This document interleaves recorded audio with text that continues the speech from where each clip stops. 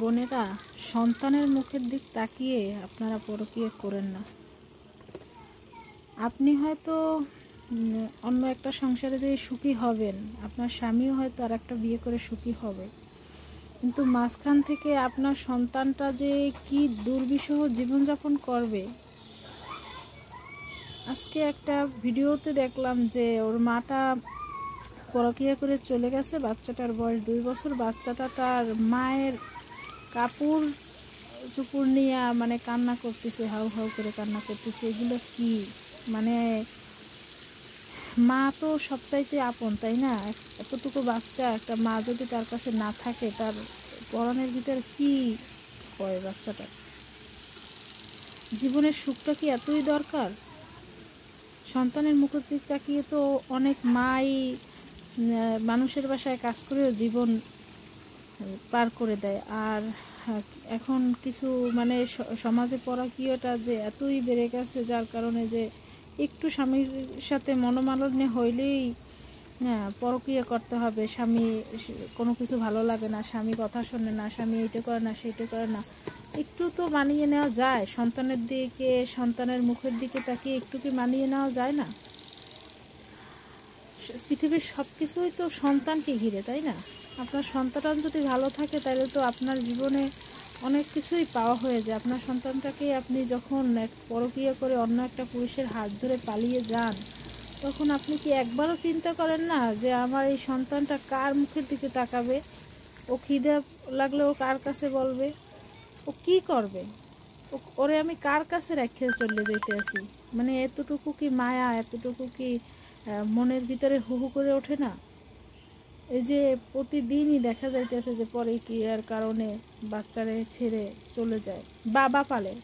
এখন সমাজে দেখতেছি যে মায়ের চাইতে তো বাবা ভালো, আবার কিছু কিছু জায়গায় তো বাবারা অনেক খারাপ হয়। কিন্তু যে মা তো সবচাইতে আপন না? এতদিন গর্ভে রাইখা জন্ম দিয়ে এত কষ্ট করে পৃথিবীর আলো দেখাইয়া তার এইরকম মানে অন্ধকার একটা জীবনে, ওর সারাটা জীবন তো দুঃখেই কাটে।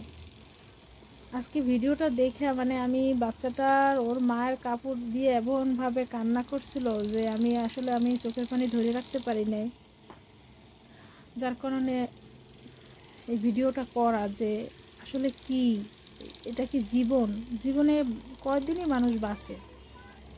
সন্তানের জন্য একটু মানিয়ে গুছিয়ে কি সংসারটা করা যায় না?